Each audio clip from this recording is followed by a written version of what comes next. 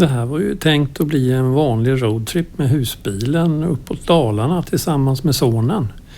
Men längs vägen så händer det ju att man får lösa lite situationer som uppstår. Det var ju rejält svettigt att klättra upp i den här vägskylten i 30 graders värme. Så det fick vi kompensera genom att frysa häcken av oss lite senare. Ja, häng med oss så får ni se vad det är vi har råkat ut för.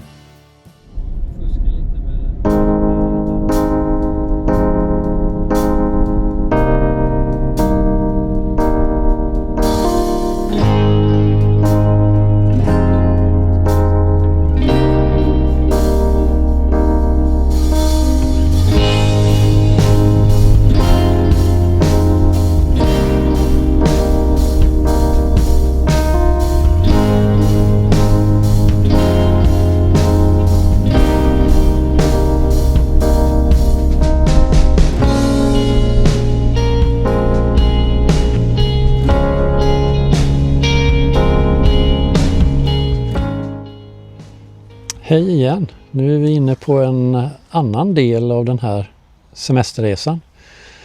Och då har jag bytt husbilssambo. Åsa har ju lämnat tillfälligt och så har sonen Niklas tagit vid. Så jag hämtade honom i Linköping här igår. Och sen åkte vi vidare till Vingåker och övernattade där. Och gick på outleten idag. Fyndade lite fina grejer och käkade god mat på en restaurang inte långt därifrån. Så vi har haft väldigt bra och trevligt tycker jag. Och sen när vi var nöjda med det så körde vi genom eftermiddagsåskskurarna norrut mot Sala. Det var rätt dramatiskt. Vi rastade på ett ställe där och blixtarna slog mellan molnen. Det small så det brakade. Men nu är det kavlugnt, sol, varmt och skönt och vi har ätit en god middag här. Stekt lite biffar och haft det gott. I kvällssolen, suttit i skuggan i och för sig. Och nu är vi på Sofielund camping- och vandrarhem utanför Sala. Och sen satsar vi på en dag på Sala silvergruvor imorgon. Det blir spännande. Följ med oss får ni se.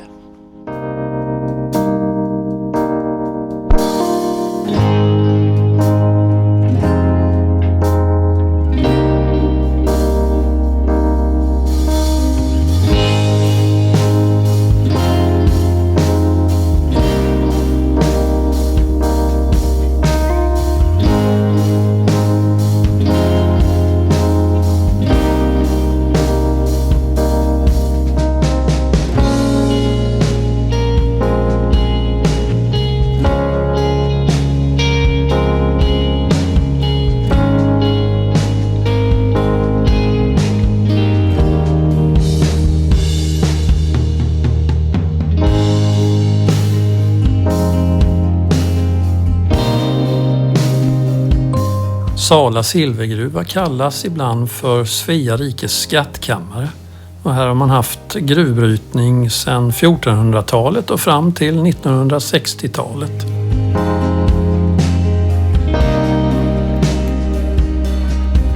Under mina fötter så har jag drottning Kristinas schakt och det är 215 meter till botten här, suger lite i knäna. Man ser en hisskorg i en kätting där nere, 26 meter ner.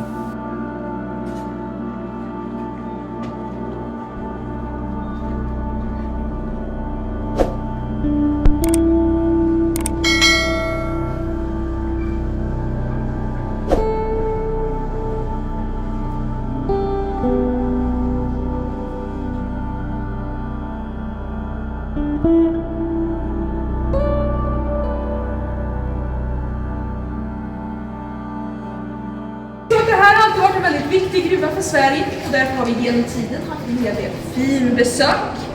Här ser ni en signatur från kung Gustav V som var här nere i april 1924.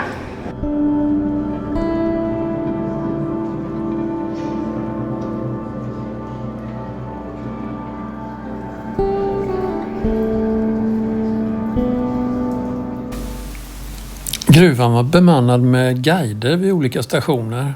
Där kunde man få sig en historia om saker som utspelat sig i gruvan, och frågade man så fick man reda på en massa intressanta fakta. Det var kallt. Det var ju bara 4 grader, och jämfört med de över 30 graderna vid ytan så blev det lite chockartat.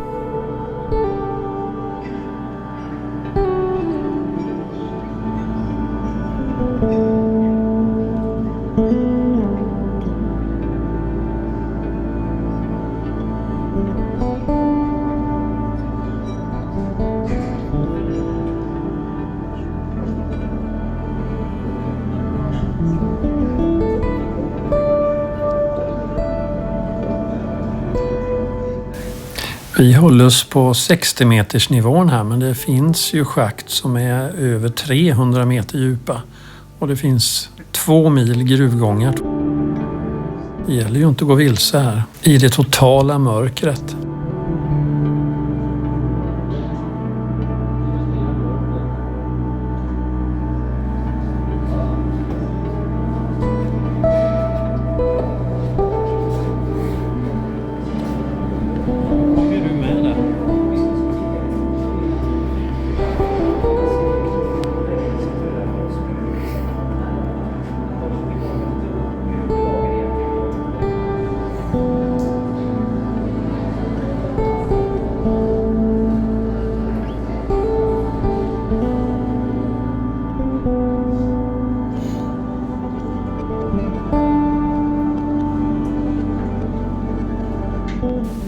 ...370 trappsteg senare så var vi uppe i marknivån igen och begav oss bort till utställningen för att kolla in den.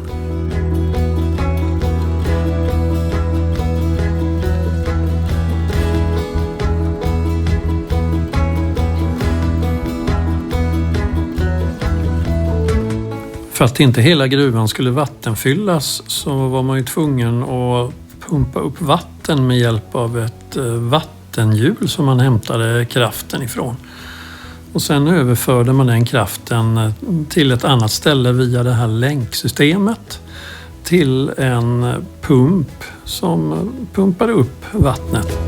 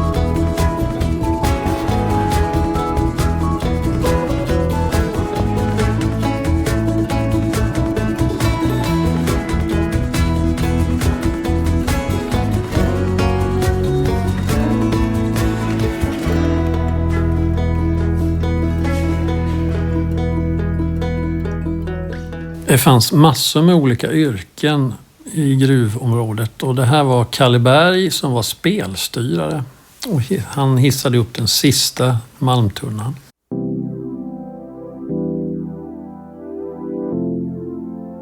Efter en förmiddag i gruvan är man ju rejält hungrig och då slog vi till på varsin matjessilltallrik på kaféet intill.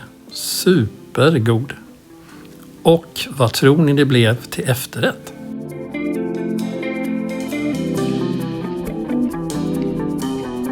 Förutom restaurang, café och bed and breakfast i historisk miljö så fanns det också en pub med en musikscen.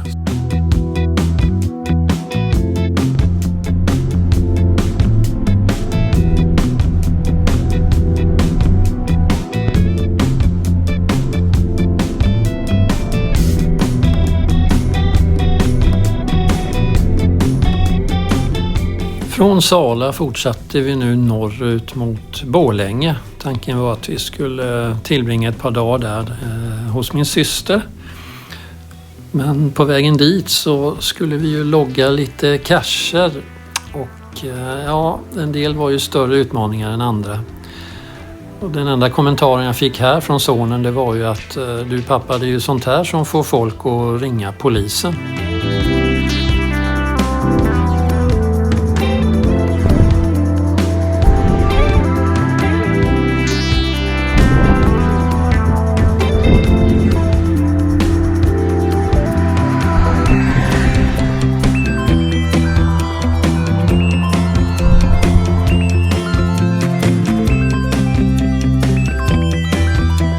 En liten bit utanför Borlänge ligger Salins struts.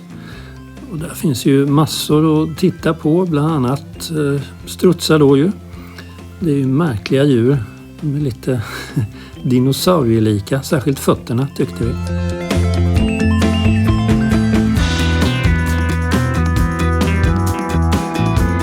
Sen har de ju allt möjligt. Man kan köpa strutskött och även glass gjord på strutsägg. Den var riktigt god. Det var riktiga råvaror. Den var gjord på gården här. Och ja, det var nog en av resans bättre glassar faktiskt. Den ligger klart på topplistan.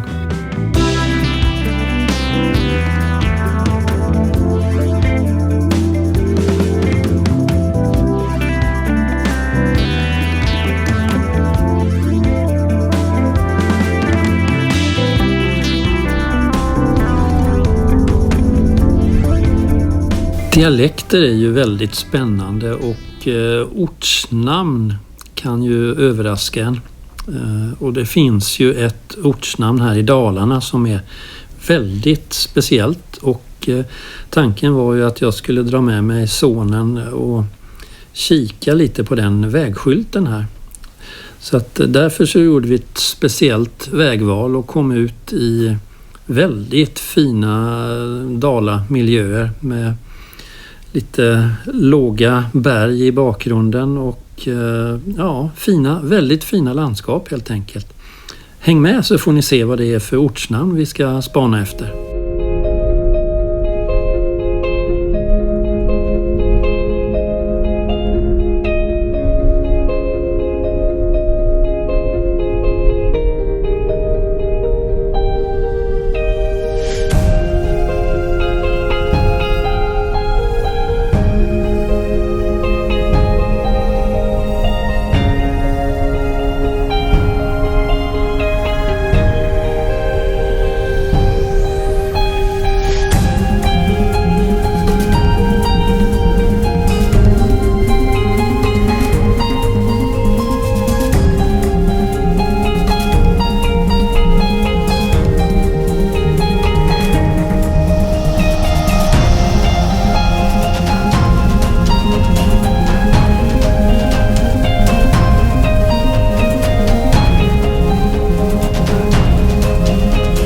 Nu kommer skylten med ortsnamnet här alldeles bortom kröken. Här är den. Ja, för oss som kommer utifrån så står det ju helt klart Spraxkya på skylten. Men så säger man ju inte i Dalarna. Man säger Spracha. Och ni som är från Dalarna och kan det här bättre än jag, ni får ju rätta mig om jag har lite fel i uttalet här. Men någonting sånt ska det vara. Nu var det hög tid för lunch så vi stannade vid en mack och tog en korv med mos. Och är det någon av er tittare som vet vad vi är för någonstans så får ni gärna tala om det, för att det har jag helt glömt bort.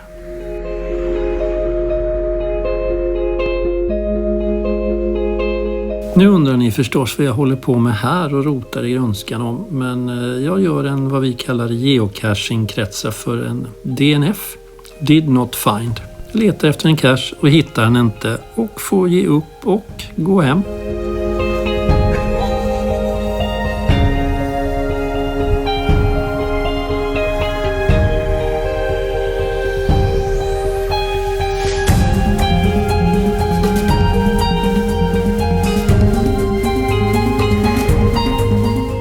trakterna runt Nora så letade vi efter en eremitplats i eremitappen, men det fanns ingenting i närheten.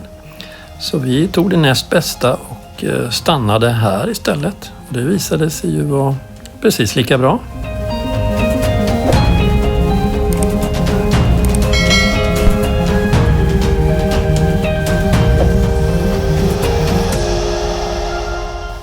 Efter att vi hade stekt på vårat strutskött som vi köpte på strutsfarmen så tog gasolen slut.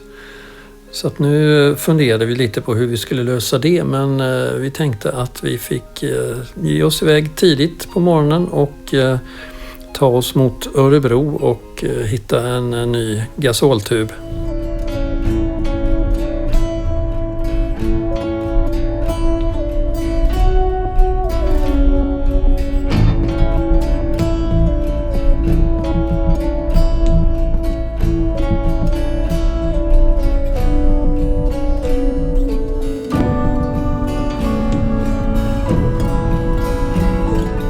Frågan var hur det hade klarat sig med kylan i kylskåpet. Vi hade haft fullt sjå om dagarna och hålla temperaturen nere. Så att vi drog iväg här nu innan frukost och öppnade inte kylskåpet överhuvudtaget förrän vi hade fått tag i en ny gasolflaska och fick på lite kyla igen.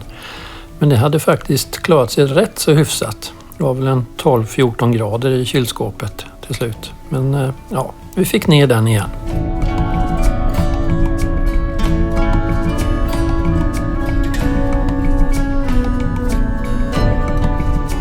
Vi hade siktet inställt på Radiomuseet i Motala och nu var vi framme vid Vättern och passerar Stora Hammarsundsbron här.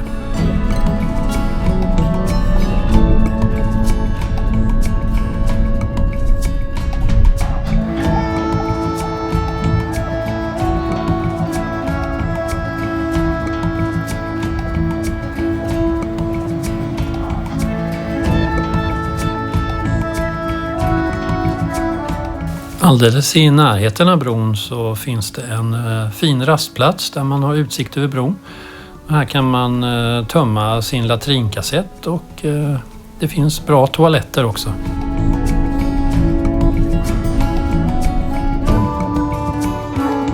Radio. Tänk dig 100 år tillbaka i tiden. Inget internet, ingen streamingtjänst. TV är inte uppfunnet än. Då är det radio som gäller. Då 1926 så bestämmer man sig för att bygga en jättestor radiosändare i Motala. Och den ska nå både till Stockholm och Göteborg och runt omkring i nejden är det tänkt. Här skymtar man den ena av de 220 meter höga radiomasterna. Mellan dem så spände man upp en jättestor antenn. Där borta skymtar man den andra radiomasten.